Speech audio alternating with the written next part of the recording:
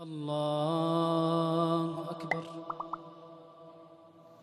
أما بعد فإن خير الحديث كتاب الله وخير الهدي هدي محمد صلى الله عليه وسلم وشر الأمور محدثاتها وكل محدثة بدعة وكل بدعة ضلالة وكل ضلالة في النار.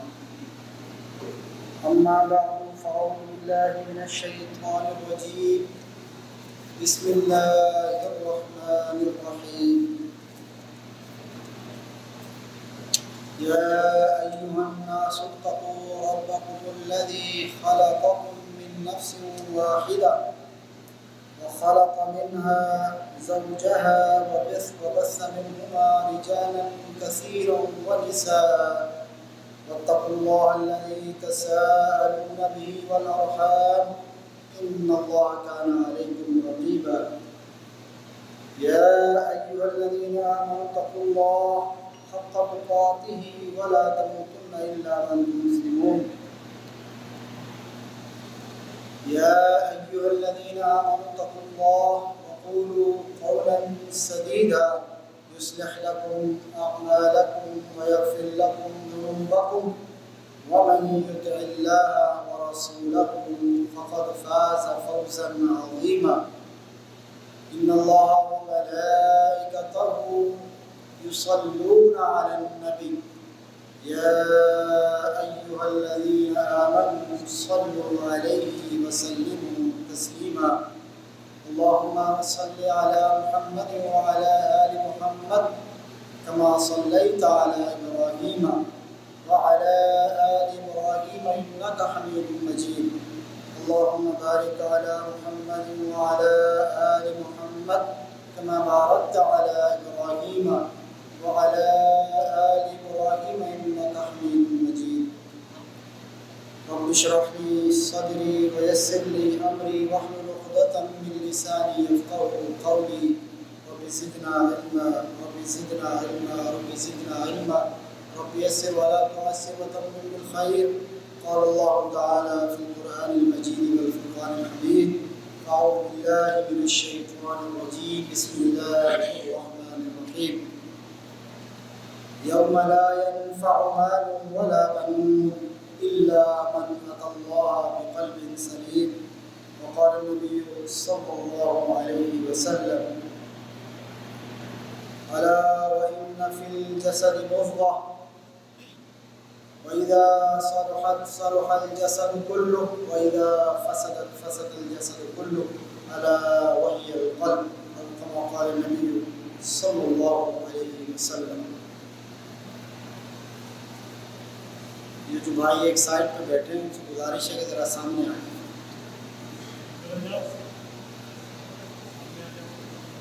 اس طرف آئیے جگہ خالی.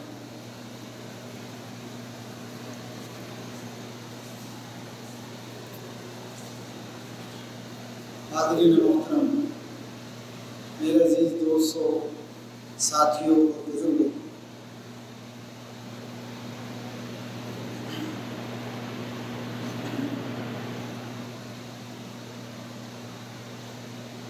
جس طریقے سے کوئی مشین ہو، کوئی گاڑی ہو، اس کا ایک خاص پرزہ ایسا ہوتا ہے جس پر اس مشین یا اس گاڑی کی تمام کارکردگی کا دار و مدار ہوتا ہے. مثال اگر گاڑی کی لیں تو اس کا جو انجن ہوتا ہے اس انجن کی کارکردگی پر پوری گاڑی کی کارکردگی کا دار و مدار. اگر انجن ٹھیک ہے تو گاڑی ٹھیک، گاڑی چلے. جس کام کے لیے گاڑی کو بنایا گیا اس کو چلنے کے لیے تو گاڑی چلے گی، رواں دواں ہوگی، سفر کرے گی، اپنے سوار کو، اپنی سواریوں کو، اپنے مالک کو منزل تک پہنچائے گی. لیکن اگر گاڑی کا انجن خراب ہو، اس میں کوئی فالٹ ہو، اس میں کوئی کمی ہو، اس میں کوئی خرابی ہو تو انجن کام نہ کرے تو پھر گاڑی پھر نہیں چلے گی.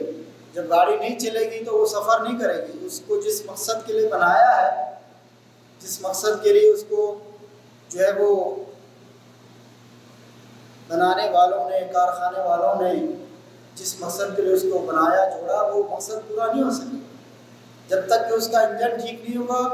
گاڑی اپنا فائدہ اور اپنے مقصد کو پورا نہیں کر سکے گی۔ اسی طریقے سے انسانی جسم کی بھی مثال ہے۔ انسانی جسم کے اندر ایک عضو ایسا ہے، ایک ٹکڑا اور ایک حصہ اور ایک جز ایسا ہے کہ جس کی کارکردگی کے اوپر پورے انسانی جسم کی اور بدن کی کارکردگی کا دار و مدار ہوتا ہے۔ اگر وہ عضو ٹھیک کام کرے تو انسانی جسم بھی ٹھیک کام کرتا ہے، اگر وہ عضو خراب ہو جائے، اس میں کوئی پرابلم ہو جائے، اس میں کوئی خرابی ہو جائے، اس میں کوئی کمزوری ہو جائے، اس میں کوئی فساد ہو جائے، اس میں کوئی گڑبڑ ہو جائے تو انسانی جسم بھی کام کرنا چھوڑ دیتا ہے، اگر وہ عضو کام کرنا چھوڑ دیتا۔ اور آپ اور ہم بخوبی جانتے ہیں کہ وہ عضو کون سا ہے۔ کون بھائی بتائے گا کہ انسانی جسم کا وہ کون سا عضو ہے جو خراب ہو جائے تو پھر پورا جسم خراب ہو جائے؟ ماشاءاللہ یہ ہمارے بھائی نے بتایا، درست جواب دیا کہ انسانی جسم میں دل وہ عضو ہے کہ جس کی کارکردگی کی بنیاد پر پورے جسم کی کارکردگی کا دار و مدار ہوتا ہے۔ اور فزیکلی اور جسمانی طور پر بھی یہ بات درست ہے، اور دینی اور روحانی طور پر بھی یہ بات درست ہے۔ فزیکلی طور پر، جسمانی طور پر دل اگر صحیح کام کر رہا ہے، دل کے والو صحیح کام کر رہے ہیں، دل کو جس کام کے لیے اللہ نے فٹ کیا ہے، خون کو جو ہے وہ اس کے جسم کو، اس کے پاس جو خون آ رہا ہے اس کو وہ فلٹر کر رہا ہے، اس کو پمپ کر رہا ہے، جو خون گندا آ رہا ہے اس کو فلٹر کر کے آگے اس کو پمپ کر رہا ہے، اس کے والو صحیح کام کر رہے ہیں، دل کا فنکشن صحیح کام کر رہا ہے، اور دل صحیح معنوں میں اس کی دھڑکن کام کر رہی ہے، تو جسم کے باقی اعضاء بھی صحیح کام کر رہے ہیں، کیونکہ دل کا فنکشن اور اس کا جو کام ہے کیا ہے کہ پورے جسم سے خون اس کے پاس پہنچتا ہے، وہ اس کو فلٹر کرتا ہے، اس کو صاف کرتا ہے، اس کو واش کرتا ہے، اور پھر اس کے بعد جو ہے وہ آگے جسم کو پمپ کرتا ہے، اس کو سپلائی کرتا ہے۔ اگر دل میں کوئی خرابی ہو جائے، اس کی وجہ سے یہ خون کی سپلائی متاثر ہوتی ہے تو انسانی جسم بھی متاثر ہوتا ہے، وہ اس انداز میں کارکردگی نہیں کر پاتا جس انداز کے اندر کارکردگی ہونی چاہیے۔ اور یہ عام یعنی مثال ہے، اس کو سمجھنے کے لیے کوئی بڑی سائنس کی ضرورت نہیں ہے۔ میرا اپنا بیٹا وہ دل کا مریض ہے، اس کے دل کے والو کے اندر گڑبڑ، جس کی بنا پر اس کی گروتھ اور اس کی جو پرورش ہے صحیح انداز میں نہیں ہو سکتی۔ 15 سال کا ہے تو دیکھنے میں 5 سے 6 سال کا لگتا، اس کی جسم کی اور اس کی بدن کی پیدائشی طور پہ یہ مرض تھا تو پیدائشی طور پہ وہ کمزور ہے، پیدائشی طور پہ بیمار ہے، اور اب تک اسی انداز کے اندر چل۔ تو یہ تو بات تھی فزیکلی طور پہ اور جسمانی طور پہ اور دنیاوی طور پہ، لیکن اگر ہم اس معاملے کو دینی، اسلامی اور روحانی پوائنٹ آف ویو سے دیکھیں تو اس میں بھی یہی معاملہ ہے کہ اگر انسان کا دل صالح ہو، انسان کا دل قلب سلیم ہو، انسان کا دل صاف ستھرا ہو، انسان کے دل کے اندر کسی قسم کی کوئی گندگی نہ ہو، اس میں کسی قسم کی خرابی نہ ہو، نیت کی خرابی نہ ہو، اس کے اندر فکر اور عمل کی خرابی نہ ہو، تو انسان کا جسم بھی ٹھیک رہتا ہے۔ پھر انسان کا اگر دل ٹھیک ہے تو انسان کا جسم بھی، اگر دل صالح ہے تو انسان کا جسم بھی صالح رہتا ہے، دل ٹھیک ہو تو انسانی جسم کی سمت بھی ٹھیک رہتی ہے، دل اگر صاف اور شفاف ہے تو انسانی جسم کے اعمال بھی صاف اور شفاف رہتے ہیں، نیکی کی طرف اس کا جو ہے وہ بدن، اس کا جسم جو ہے وہ حرکت کرتا ہے، موو کرتا ہے، رغبت کرتا ہے، اور نیک اعمال کو اختیار کرتا ہے، نیکی کی طرف جسم رغبت کرتا ہے اگر انسانی دل ٹھیک ہے۔ اور یہ میں نہیں یہ بات کر رہا یا کوئی عام شخص یہ بات نہیں کر رہا، بلکہ اللہ کا کلام اور پیارے پیغمبر علیہ الصلوۃ والسلام کا فرمان اس بات کو واضح کر رہا ہے۔ میں نے آپ کے سامنے قرآن کی ایک آیت بیان کی، اللہ رب العالمین فرماتے ہیں کہ یوم لا ينفع مال ولا بنون، اس دن، کس دن؟ قیامت کے دن، یوم آخرت، روز آخرت، یوم حساب، حساب و کتاب کے دن، قیامت کے دن، آخرت کے دن، فرمایا کہ یوم لا ينفع مال ولا بنون، اس دن نہ کوئی مال فائدہ دے گا اور نہ کوئی اولاد، نہ بیٹے فائدہ دیں گے، نہ اولاد فائدہ دے گی، اور نہ ہی کوئی مال انسان کو فائدہ دے گا۔ قیامت کے دن، آخرت کے دن اگر انسان کو کوئی فائدہ پہنچانے والی چیز ہے، کوئی نفع پہنچانے والی چیز ہے، کوئی مفید بننے والی چیز ہے، کوئی انسان کو بھلائی پہنچانے والی چیز ہے، کوئی انسان کو کامیابی دلانے والی چیز ہے، جو جہنم سے بچا کے جنت میں داخل کرنے والی چیز ہے، وہ کیا ہے؟ الا من اتى الله بقلب سلیم، لیکن اللہ کے حضور میں، اللہ کے دربار میں، اللہ کے سامنے قیامت کے دن، روز آخرت کے دن اگر کوئی چیز کام آنے والی چیز ہے تو اس شخص کو کام آنے والی چیز ہے جو قلب سلیم اپنے رب کے سامنے لے کر آئے۔ اگر ہم اپنے رب کے سامنے اس قلب سلیم کو لے کر پیش ہوں گے، الا من اتى اللہ بقلب سلیم، مگر جو قلب سلیم لے کر آئے گا اپنے رب کے سامنے، اپنے پروردگار کے سامنے، اپنے خالق اور مالک کے سامنے، قیامت کے دن، یوم حساب کے دن اگر قلب سلیم لے کر آؤ گے تو یہ قلب سلیم فائدہ دینے والا ہے۔ دنیا میں آپ جتنے محل کھڑے کر لیں، جتنا مال جمع کر لیں، جتنی دولت اور جائیداد بنا لیں، جتنی آل اولاد آپ کی پھیل جائے، 30 50 100 جتنی آگے آپ کی نسلیں، قبیلے، کنبے، خاندان پھیل جائیں، آپ کی نسل میں جو ہے وہ آبادی بڑھتی چلی جائے، گروہ، قوم، قبیلہ بن جائے، جتنی مال منال اور اولاد ہو، یہ انسان کو فائدہ دینے والی نہیں ہے۔ نہ آپ کا اسٹیٹس فائدہ دینے والا ہے، نہ دنیا میں آپ کا رتبہ، آپ کا مرتبہ، آپ کا عہدہ، آپ کی جو ہے وہ سروس، آپ کی نوکری، آپ کا جو ہے وہ مدیر ہونا، سپروائزر ہونا، کسی ملک کا بادشاہ ہونا، کسی جاگیر کا بڑا وڈیرا اور سردار ہونا، یہ کوئی فائدہ دینے والی چیز نہیں ہے۔ فائدہ دینے والی چیز اگر کوئی چیز ہے تو وہ قلب سلیم ہے، جو اپنے رب کے سامنے قیامت کے دن انسان لے کر آئے گا، وہ قلب سلیم اسے فائدہ دے گا۔ اور اسی بات کو نبی کریم صلی اللہ علیہ وسلم اس حدیث کے اندر واضح فرماتے ہیں، جو آپ صلی اللہ علیہ وسلم کا ارشاد گرامی میں نے آپ کے سامنے بیان کیا، صحیح بخاری کی روایت ہے، فرمایا کہ الا وان فی الجسد مضغہ، خبردار بے شک جسم کے اندر جو ہے وہ ایک ٹکڑا ہے، بدن کے اندر ایک لوتھڑا ہے، جسم کے اندر ایک ٹکڑا ہے۔ فرمایا کہ وَإِذَا صَلُحَ الْجَسَدُ كُلُّهُ، اگر وہ ٹھیک ہو جائے، اگر وہ سالم ہو جائے، اگر وہ صحیح ہو جائے، اگر وہ سلامت ہو جائے، اگر وہ صالح ہو جائے، تو سارا جسم صالح ہو جاتا ہے، سارا جسم ٹھیک ہو جاتا ہے، سارا جسم درست ہو جاتا ہے۔ وَإِذَا صَلُحَ الْجَسَدُ كُلُّهُ، اگر وہ ٹکڑا، وہ جز، وہ عضو جسم کا وہ حصہ ٹھیک ہو جائے، درست ہو جائے، صحیح طور پہ کام کرے، تو فرمایا کہ پورا بدن صحیح ہو جاتا ہے، پورا جسم ٹھیک ہو جاتا ہے، پورے بدن کے افعال اور اعمال ٹھیک ہو جاتے ہیں۔ دل کی درستگی، دل کا صالح ہونا، دل کا درست سمت میں ہونا، دل کا سیدھے راستے پر ہونا، دل کا نیت کا صاف ہونا، دل کا شفاف ہونا، دل کا صالحیت اختیار کرنا، یہ پورے بدن کے لیے، اس کے اعمال کے لیے لازم اور شرط ہے۔ اگر آپ کا دل ہی ٹھیک نہیں، اس کے اندر کوئی گڑبڑ ہے، اس میں کوئی خرابی ہے، دل کی اندر جو نیتیں ہیں وہ گڑبڑ ہیں، دل کے جو ارادے ہیں وہ گڑبڑ ہے، دل کے اندر میل ہے، کچیل ہے، برائی کا، شر کا، خرابی کا، شیطان کی پیروی کا، اس کے اندر خناس بھرا ہوا ہے، اس کے اندر رحمان کی نافرمانی کا، رحمان کی اطاعت کے بجائے شیطان کی اطاعت کا گند، خرابی اور میل اور کچیل اس دل کے اندر ہے، تو پھر آپ کے دل کے ساتھ جو منسلک آپ کا جسم ہے، لازم بھی لازم اس کے اعمال بھی درست نہیں ہو سکتے۔ ایسا نہیں ہو سکتا ایک بندہ اس کا دل خراب ہو، دل کے اندر گڑبڑ ہو، دل میں خرابی ہو، دل میں میل کچیل ہو، دل میں گندگی ہو، دل میں زنگ ہو، دل کے اندر جو ہے وہ شیطان کی محبت ہو، شیطان کی پیروی ہو، اور پھر وہ اعمال نیک اور صالح کرے، اعمال جو ہے وہ اللہ کی فرمانبرداری والے کرے، اطاعت رسول اور اطاعت رب کے اندر لگا رہے، یہ دو جو ہے وہ متضاد بات ہے۔ یہ شرقن اور غربن، شمال اور غروب والی بات ہے، یہ نہ سمجھ میں آنے والی بات ہے، متضاد بالعکس یہ بات ہے کہ انسان کا دل تو درست نہیں ہے لیکن اس کے اعمال صالح۔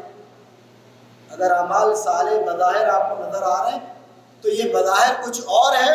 اور اندر خانے کچھ اور ہے۔ ممکن ہے اس کے اندر نفاق بھی آ گیا ہو، لوگوں کو سامنے دکھاوے کے لیے وہ کچھ عبادت کرتا ہو، اپنے آپ کو نیک شو کرتا ہو، اپنے آپ کو بڑا حاجی پرہیزی اور نمازی شو کرتا ہو، لیکن جو ہے وہ اس کا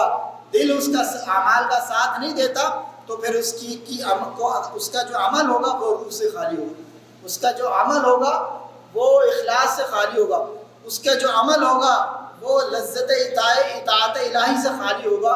اور خلوت کے اندر، تنہائی کے اندر اس کے اعمال، اس کے دل کی کیفیت کا جو ہے وہ پرتو ہوں گے، اس کی عکاسی کر رہے ہوں گے اور دل کی کیفیت کو ظاہر کر رہے ہیں۔ اور ایسے لوگوں کے بارے میں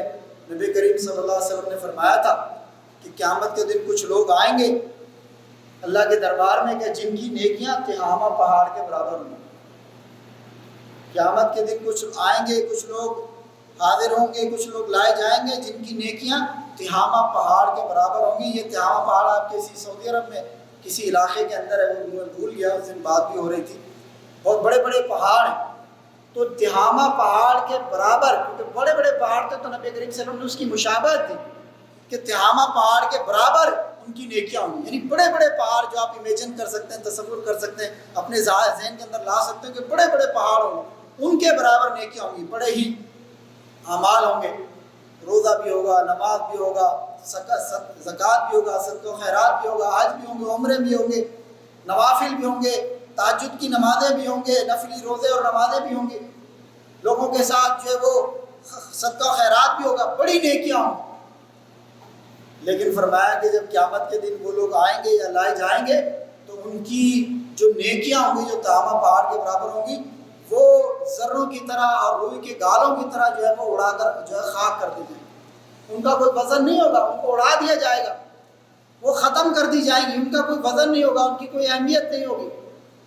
اللہ کے میزان کے اندر جو ہے وہ اس نیکی کا اعتبار ہے جو نیکی وزن دار ہے۔ ایک ہوتی ہے گنتی کہ جس نیکی کو ہم کاؤنٹ کرتے ہیں، گنتے ہیں، بھائی دن میں 5 نمازیں فرض ہیں، 30 روزے فرض ہیں، لیکن قیامت کے دن اعمال کو تولا جائے گا، گنا نہیں جائے گا، تولا جائے گا۔ یہ سوال تو ممکن آپ سے کیا جائے نمازیں دن میں 5 تھی، آپ نے پوری پڑھی نہ پڑھی، لیکن جو وزن ہوگا، جو پیمانہ ہوگا، جو وَنَزَعُ الْمَوَازِينَ الْقِسْطَ، جو اللہ تعالیٰ جو میزان قائم کریں گے، جو عدل کا میزان جو قائم کریں گے، جس کے ایک پلڑے میں نیکیاں اور ایک میں برائیاں رکھی جائیں گی، وہاں نیکیوں کا عمل کا وزن کیا جائے گا، ان کو تولا جائے گا۔ یہ دیکھا جائے گا کہ نیکیاں کوانٹیٹی تو ہے، ان کے اندر کوالٹی بھی ہے کہ نہیں، ان کے اندر صالحیت اور قابلیت بھی ہے کہ نہیں، وہ اعمال کھرے بھی ہیں کہ نہیں، یا وہ کھوٹے سکے کی طرح جو ہے، جیسے کھوٹا سکہ بازار میں قبول نہیں کیا جاتا، جعلی نوٹ بازار میں چاہے اس پر بابے کی جو ہے وہ تصویر بھی لگی ہو اور ساری فارمیلٹیز بھی پوری ہو، لیکن اگر کھوٹا سکہ ہے، اگر جعلی نوٹ ہے، جتنا ہی خوبصورت کیوں نہ ہو، جتنا ہی نیا کیوں نہ ہو، کیا بازار میں قبول کیا جاتا ہے؟ یا دکاندار اس کو قبول کر کے اس کے متبادل آپ کو چیز اور سامان دے دیتا ہے؟ بلکہ آپ پکڑے جائیں تو آپ کی دھلائی بھی ہو سکتی ہے اس کے اوپر۔ تو اسی طریقے سے اللہ کے میزان کے اندر بھی جو ہے اعمال وہ قبول کیے جائیں گے جن کا وزن ہوگا، جن کی کوالٹی ہوگی، جن کی صرف کمیت نہیں ہوگی بلکہ جن کے اندر صالحیت بھی ہوگی، جن کے اندر اہلیت بھی ہوگی، جن کے اندر قابلیت بھی ہوگی۔ اسی لیے فرمایا کہ قیامت کے دن وہ لوگ کہ جن کے اعمال تہامہ پہاڑ کے برابر ہوں گے اور ان کے اعمال کو جو ہے وہ روئی بنا کر، ذرے بنا کر اڑا دیا جائے گا، ختم کر دیا جائے گا۔ تو صحابہ کرام نے پوچھا، ان میں سے کسی صحابی نے، اللہ کے رسول کو کون لوگ ہوں گے، ان کی کوئی صفت بیان کیجئے، ان کی کوئی جو ہے وہ ان کی کیفیت بیان کیجئے، ان کے بارے میں ہمیں بتلائیے تاکہ ہم ان لوگوں میں شامل نہ ہو جائیں۔ یہ صحابہ کرام کی فکر تھی، یہ ان کا طرز عمل تھا، یہ ان کی سوچ تھی، یہ ان کا احساس تھا، یہ ان کی کوشش تھی، یہ جد و جہد تھی، نیکی کی طرف سبقت اور برائیوں سے بچنا، اللہ کی رضوان کو، رضا کو پانے کی کوشش اور شیطان سے بچنا، اس کے ہتھکنڈوں سے بچنا، اللہ کی بارگاہ میں محبوب بن جانا، اس کی جنتوں کے اور اس کی رضا کے حصول کی کوشش کرنا، اور شیطان سے اور اس کے چیلوں سے اور اس کے ہتھکنڈوں سے اپنے آپ کو بچانا، یہ صحابہ کرام کی فکر ہوا کرتی تھی، ان کا طرز عمل ہوا کرتا تھا، یہ ان کی سوچ ہوا کرتی تھی، ان کا احساس ہوا کرتا۔ آج ہمارا کیا حال ہے؟ ہم جو ہے وہ چلو ادھر کو جہاں کی ہوا چلی اس کے مزداق جیسے دنیا چل رہی ہے ہم ویسے ہی چل رہے ہیں۔ کوئی بات کہو، کسی کو سمجھاؤ، کہتے ہیں دنیا والے ایسے کر رہے ہیں، ارے فلاں ایسے کر رہا ہے، ارے قوم قبیلے گروہ خاندان والے ایسے کر رہے ہیں، برادری ایسے کر رہی ہے، رسم و رواج ایسا، زمانے کا چلن ایسا۔ ارے بھائی آپ کس دور کی باتیں کرتے ہیں؟ مولوی صاحب آپ تو 1400 سال پرانی باتیں کرتے ہیں، زمانہ کہاں پہنچ گیا؟ زمانہ کتنی ترقی کر گیا، زمانہ چاند پر پہنچ گیا۔ ارے بھائی زمانہ چاند پر پہنچ جائے یا زمانہ سورج پر پہنچ جائے، شریعت تو وہی ہے جو محمد رسول اللہ صلی اللہ علیہ وسلم لے کر آئے، اسلام تو وہی ہے، دین تو وہی ہے، قرآن اور حدیث تو وہی ہے۔ کیا دین کے احکام بدل گئے وقت کے بدلنے کے ساتھ؟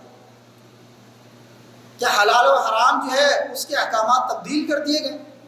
اللہ رب العالمین تو فرماتے ہیں کہ ہم نے آپ صلی اللہ علیہ وسلم کو پورے جہان کے لیے رحمت بنا کر بھیجا، اور قیامت تک کے لیے اللہ کے رسول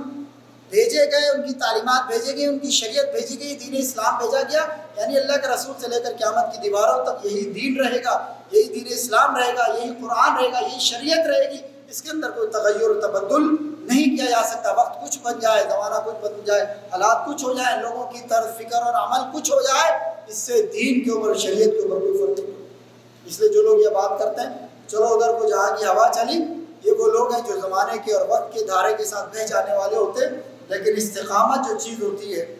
اور مداومت جو چیز ہوتی ہے، دین کے اوپر جو استقامت ہے، کہ جس کے بارے میں اللہ کے رسول نے فرمایا کہ قل آمنت باللہ واستقم۔ جب اللہ کسی صحابی نے پوچھا اللہ کے رسول سے مجھے کوئی نصیحت کیجیے، مجھے کوئی وصیت کیجیے. آپ نے فرمایا تم کیا میں اللہ پر ایمان لا اور اس پر مستقیم ہو جا, اس پر ڈٹ جا اور اسی پر گامزن ہو. اللہ کے پر ایمان لانے کے ساتھ, یہ کہنے کے ساتھ اپنی زندگی کو اسی کے اوپر جو ہے وہ گزار. تو وقت کچھ ہو, حالات کا دھارا کچھ ہو, موسم کچھ ہو, اس کا سازگار ہو یا موافق ہو, لیکن آپ نے اسی دین اور اسی شریعت کے اوپر کاربند رہنا. زمانہ کوئی جو ہے وہ رسم و رواج کو اپنا لے, کسی بھی حالات کے مطابق وہ اپنے آپ کو ڈھال لے, لیکن آپ نے اسی شریعت کو, اسی دین کو, اسی اسلام کو, اسی قرآن و سنت کے اوپر مضبوطی سے کاربند رہنا. تو صحابہ کرام نے یا صحابی نے پوچھا اللہ کے رسول ان کی کیفیت بیان کیجیے, ان کی کوئی خصائل بیان کیجیے, ان کی کوئی نشانیاں بیان کیجیے تاکہ ہم ان لوگوں میں سے نہ ہو جائیں, یا اپنے آپ کو ان خرابیوں سے اور ان نشانیوں سے ہم اپنے آپ کو بچا لیں جو ان لوگوں میں پائی جا رہی ہے. یہ صحابہ کرام کی فکر. تو میرے بھائیو ہمیں بھی یہ فکر پیدا کرنی چاہیے کہ ہم بھی صحابہ کے اسوہ کو اپناتے ہوئے, ان کے طرز عمل کو اپناتے ہوئے ہر اس کام سے اجتناب کریں جو ہمیں اللہ سے اور اس کی رضوان سے اور اللہ کی قربت سے اور اللہ کی رضا سے اور اس کی اطاعت سے دور کر دینے والی ہوں, اور ہر اس کام کو اختیار کرے جو اللہ کے قریب کر دینے والی ہوں, اللہ کی رضوان کو اور اس کی رضا کو پانے لینے والی ہوں, اللہ کی محبت جس سے ہمیں حاصل ہو, اللہ کا قرب حاصل ہو, اور جس کی بنا پر ہم اللہ کی جنتوں میں داخل ہو سکیں. یہ ہماری فکر ہونی چاہیے, یہ طرز عمل ہونا چاہیے, یہ کوشش ہونا چاہیے, اور یہ ہمارا منہج اور جو عمل ہونا چاہیے.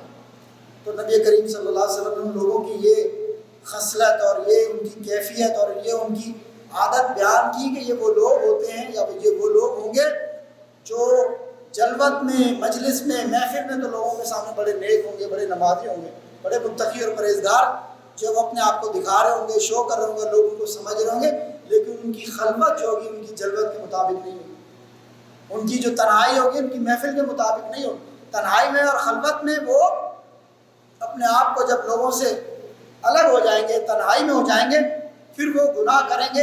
جسے آپ کہتے ہیں کہ لوگوں سے چھپ کر گناہ کیا جاتا ہے. لوگوں سے چھپ کر وہ گناہ کریں گے, لوگوں سے چھپ رہے ہوں گے, لوگوں سے چھپ کر گناہ کر رہے ہوں گے, لیکن اپنے رب سے تو نہیں چھپا سکتے.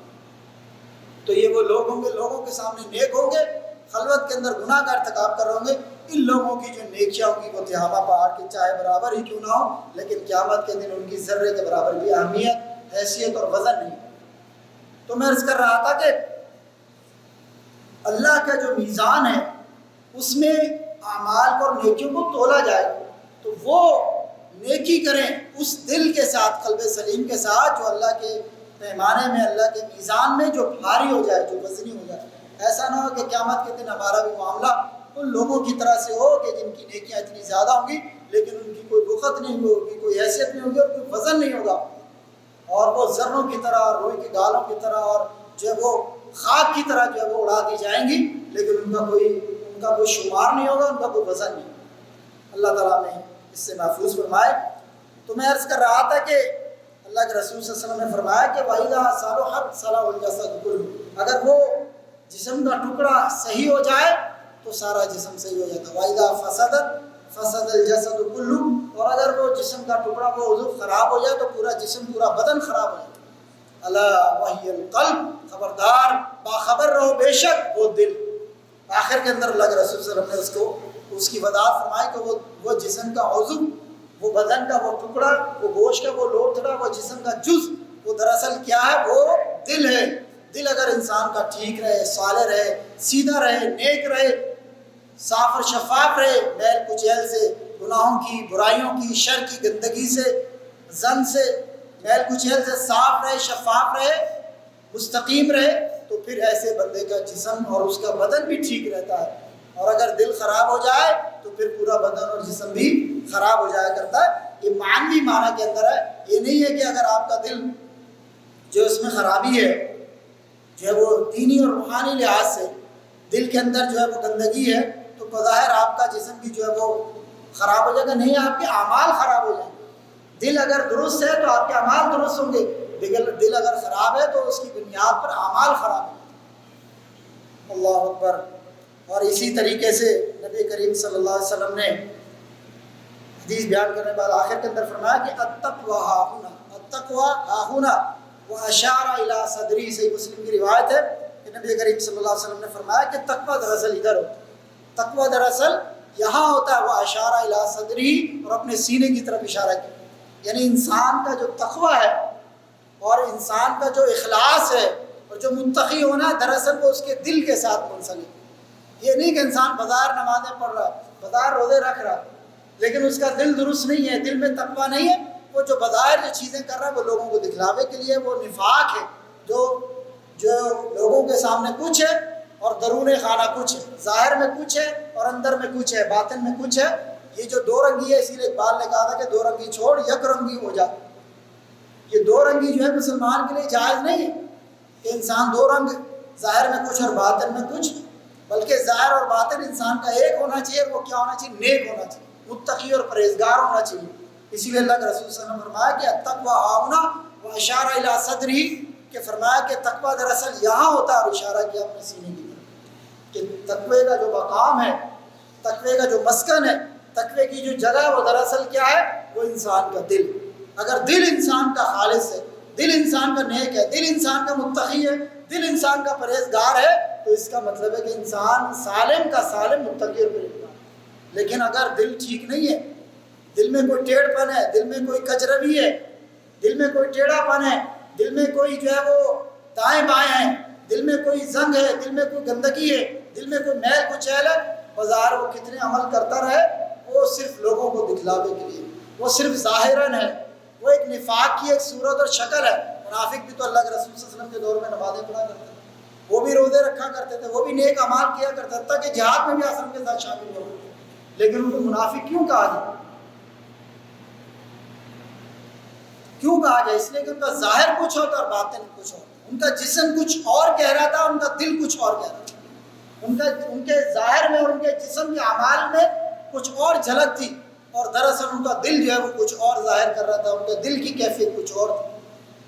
تو یہ جو ہے دو رنگی ایک مومن کے لیے لائق اور جائز نہیں ہے۔ اللہ اکبر۔ اور یہ دل کی صفائی، اللہ رب العالمین فرماتے کہ یا ایھا الناس قد جاءتکم موعظۃ من ربکم وشفاء لما فی الصدور، اے لوگوں تمہارے پاس بے شک نصیحت آئی ہے تمہارے رب کی طرف سے، اور وہ شفا ہے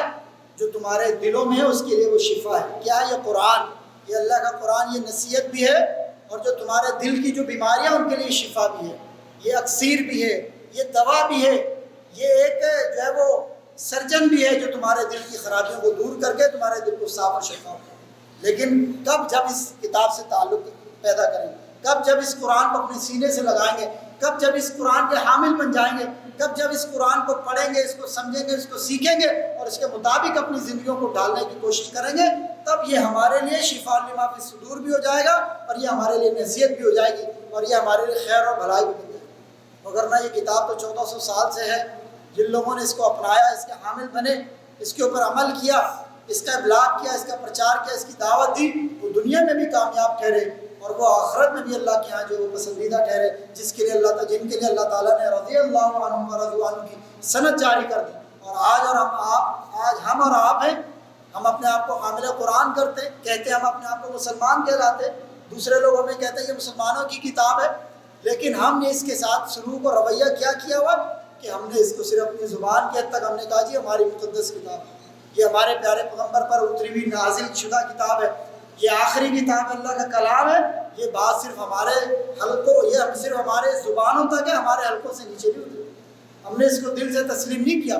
ہم نے اس کو دل سے اپنایا نہیں ہے، ہم نے اپنے جسم کے اوپر اس کو نافذ نہیں کیا۔ نافذ تو دور کی بات، ہم نے اس کو پڑھنا، اس کو سمجھنا، اس کو فہم کو حاصل کرنا، اس کا علم سیکھنا، یہ بھی درکنار دور کی بات کہ ہم تو اس سے بھی بہت دور ہیں۔ عمل تو پھر بھی بعد میں آتا ہے، پہلے تو ایک اس کو پڑھیں، اس کو سمجھیں، اس کا فہم حاصل کریں اور اس کے مطابق عمل کریں، اپنی زندگیوں میں اس کے مطابق ڈالیں، اور پھر آگے لوگوں تک اس کا ابلاغ بھی کریں، اس کی دعوت بھی کریں، اس کا پرچار بھی کریں، لوگوں تک اس کے پیغام کو عام بھی کریں۔ یہ قرآن کے حقوق ہیں، اس کو پڑھنا، اس کو سمجھنا، پڑھنا صحیح تجوید کے ساتھ، پھر اس کو سمجھنا، اس کا فہم حاصل کرنا، پھر اس پر عمل کرنا، اور پھر اس کی دعوت کو لوگوں تک پہنچا دیں۔ الف لام میم ذالک الکتاب لا ریب فیہ ھدی للمتقین، یہ کتاب اللہ رب العالمین گواہی دیتے ہیں اپنی اس کتاب میں سب سے پہلے شروع کے اندر فرمایا کہ یہ کتاب ہدایت ہے، لیکن کس کے لیے؟ متقین کے واسطے، وہ متقین کا جن کا دل تقوی والا ہے، جن کا دل صاف اور شفاف ہے، جن کا دل قلب سلیم ہے، ان کے لیے یہ کتاب ہدایت ہے۔ لیکن آج ہمارے لیے کتاب ہدایت نہیں ہے، اس معنوں میں نہیں کہ اس کتاب میں سے ہدایت چلی گئی، یہ کتاب تو اپنی جگہ کتاب ہدایت ہے، لیکن ہم نے اس سے ہدایت لینا چھوڑ دیا، ہم نے اس سے تقوی حاصل کرنا چھوڑ دیا، ہم نے اس کتاب کو سینے سے لگانا چھوڑ دیا، زندگیوں پر نافذ کرنا چھوڑ دیا۔ ہم نے تو اس کتاب کو محض کتاب بنا دیا، مقدس کتاب، جس کو غلافوں میں لپیٹ کے خوشبو میں بسا کے گھر میں سب سے اونچی جگہ پہ رکھا جاتا تاکہ اس کو کوئی ہاتھ نہ لگے۔ وہ لطیفہ مشہور ہے جو سوشل میڈیا پہ کسی نے شیئر کیا، ایک صاحب نے دیکھا بچے کو، اپنے ہی بچے کو دیکھا کہ وہ قرآن کے اندر پیسے رکھ رہا ہے، تو انہوں نے پوچھا بیٹا یہ کام کیوں کر رہے ہو، آپ اس میں پیسے کیوں رکھ رہے ہو؟ تو کہنے لگا ابا جان یہ کتاب وہ واحد جگہ ہے، وہ واحد چیز ہے جس کو کوئی نہیں اٹھا کے دیکھتا، تو میرے پیسے محفوظ رہیں گے اس لیے اس میں چھپا دیا۔ تو ہم نے اس کتاب کے ساتھ یہ معاملہ کیا، جب شادی بیاہ کا معاملہ ہو تو اپنی بیٹیوں کو رخصت کرنے کے لیے اس کے سائے میں رخصت کرتے ہیں، جب قول و قرار قسم لینے کی باری آتی ہے پنچایت میں تو اس کتاب پر ہم قسم اور حلف لیتے ہیں، جب کسی کو بیماری کو جھاڑ پھونک کی ضرورت ہو، دم درود کی، تو اس کتاب کا ہم سہارا لیتے ہیں، وعدے وعید کی بات ہو، لوگوں کے درمیان کوئی معاہدہ ہو تو اس کتاب کی مدد لیتے ہیں۔ لیکن اس کا جو اصل مقصد تھا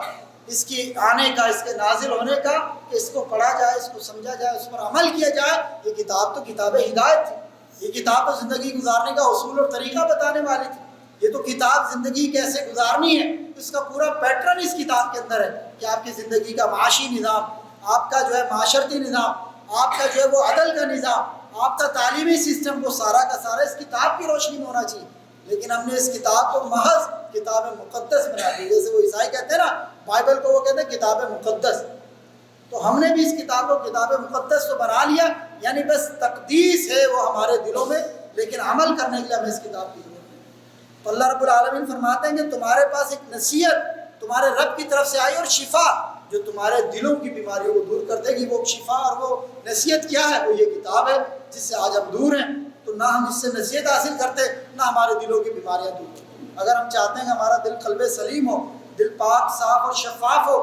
دل جو ہے وہ بیماریوں سے پاک ہو جائے، دل کی بیماریاں ختم ہو جائیں، تو پھر اس کتاب کے ساتھ تعلق جوڑنا ہوگا، اس کتاب کو اپنانا ہوگا، اس کو پڑھنا ہوگا، سمجھنا ہوگا، اور اپنی زندگیوں پر اس کو نافذ اور لاگو کرنا ہوگا، اور آگے لوگوں تک اس کی دعوت کو عام کرنا ہوگا۔ اسی میں خیر ہے امت کی، اور اسی لیے اللہ رب العالمین نے مزید دوبارہ اسی بات کی تاکید و ارشاد فرمایا، افلا یتدبرون القرآن ام علی قلوب اقفالها، کیا ہو گیا لوگوں کو کہ وہ اس قرآن کے اوپر تدبر نہیں کرتے، اس کے اوپر تفکر نہیں کرتے، اس کے اوپر غور نہیں کرتے، اس کو پڑھتے نہیں، اس کو سنتے نہیں، اس کو سمجھتے نہیں، اس کے بارے میں سوچتے نہیں، اس کی آیتوں کو پڑھ کر اس کے بارے میں غور و فکر کیوں نہیں کرتے؟ غور و فکر تو دور کی بات، ہم تو اس کو پڑھنا نہیں چاہتے،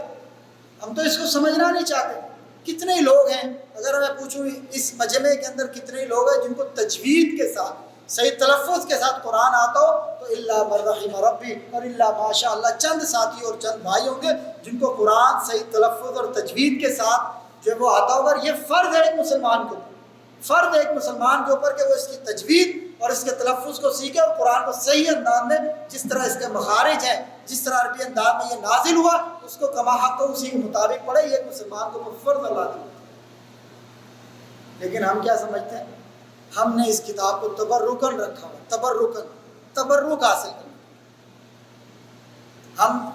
اپنی عصری تعلیم کو حاصل کرنا ضروری، فرض اور لازم سمجھتے ہیں۔ پہلے لوگ اتنا شاید اہتمام نہیں کرتے تھے، لیکن آج ہر شخص اس بات کی کوشش میں لگا ہوا ہے کہ اس کی آنے والی نسل، اس کی اولاد، اس کے بچے اور بچیاں، بیٹے اور بیٹیاں اعلیٰ تعلیم یافتہ، ویل ایجوکیٹڈ، ہائی ایجوکیٹڈ جو ہے وہ ہو جائیں، دنیا کے اندر اچھی ڈگری لے لیں۔ یہ ضروری اور لازم ہو گیا، ہم نے معاشرے کا ایک لازم چیز جو ہے وہ بنا لی، مجھے اس سے کوئی اختلاف نہیں ہے،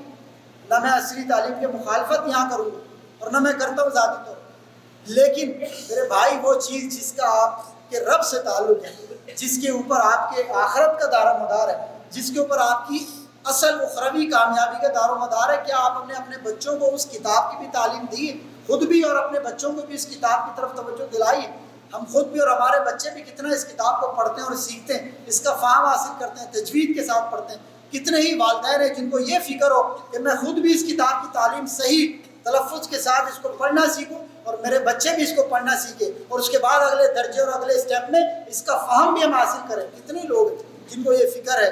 جن کی یہ تگ و تاد ہے، جن کی یہ کوشش ہے، جن کا یہ احساس ہے، جن کے یہ جو ہے کاوش ہے کہ ہم خود بھی اور اپنے بچوں کو بھی ہم اس کتاب کا جو ہے فہم سکھا دیں، اس کی تجوید سکھا دیں، اس کا علم سکھا دیں، جس کتاب کے ساتھ ان کی آخرت کی کامیابی کا دار و مدار. جیسے کسی خاتون نے پوچھا نا کسی عالم سے کہ بچے میرے اٹھتے نہیں، فجر کی نماز کے لیے میں ان کو اٹھاتی ہوں وہ اٹھتے نہیں. تو انہوں نے کہا اگر تمہارے گھر کو آگ لگ جائے اور بچے تمہارے سو رہے ہوں تو تب تم کیا کرو؟ تو اس نے کہا پھر تو میں ان کو گھسیٹوں گی، کھینچوں گی کسی طریقے سے بھڑکتی ہوئی آگ سے. فرمایا کہ تمہارا نماز کے لیے بھی ان کو ایسے ہی اٹھانا کہ ان کو کل جہنم کی آگ سے میں نے ان کو بچانا، اس لیے ان کو اٹھانا، ان کو گھسیٹنا، کسی طریقے سے نماز کے لیے کھڑا کر دینا، یہ جو ہے تمہاری اصل میں محبت اپنی اولاد سے. لیکن آج ہم اپنے بچوں کو ٹائم پر اسکول کا ٹائم ٹیبل لگا کر جو ہے اسکول کے ٹائم میں ہم اپنے بچوں کو الارم لگا کے ان کو اٹھاتے بھی، ان کو تیار بھی کرتے ہیں، ان کو سارا پروٹوکول بھی دیتے ہیں اور ان کو تیار کر کے جو ہے وہ ہم ان کو روانہ بھی کر دیتے ہیں. لیکن وہی والدین اپنے بچوں کو نماز کے لیے نہیں اٹھاتے. کیا جی بچہ دیر سے سویا بھی تو سو رہا ہے، اس کی نیند پوری ہوئی. لیکن اگر اسکول، واللہ ہم نے اپنے شہر کے اندر دیکھا کہ اسکول اگر شہر کے دوسرے کونے پر ہے، اسکول 7 بجے لگتا ہے تو بچے 5 بجے اٹھ جاتے ہیں، ان کو اٹھا دیا جاتا ہے، 4 بجے ان کو اٹھا دیا جاتا ہے تاکہ اسکول سے لیٹ نہ ہو جائے. ہمارے بریدہ کے اندر پاکستانی کمیونٹی کا پاکستان انٹرنیشنل اسکول آپ کے انیزہ اور مزنب سے اور جو ہے حائل تک سے بچے جو ہے وہ اسکول کے اندر آتے ہیں اور ان ٹائم پہنچتے ہیں. آپ اندازہ کریں اسکول اگر 7 بجے لگتا ہے، 7:30 بجے لگتا ہے، جو بچہ حائل سے آتا ہے، جو بچہ انیزہ سے آتا ہے، جو بچہ مزنب سے آتا ہے، وہ کتنے بجے اٹھتا ہوگا اور اسکول ٹائم پر پہنچتا ہے؟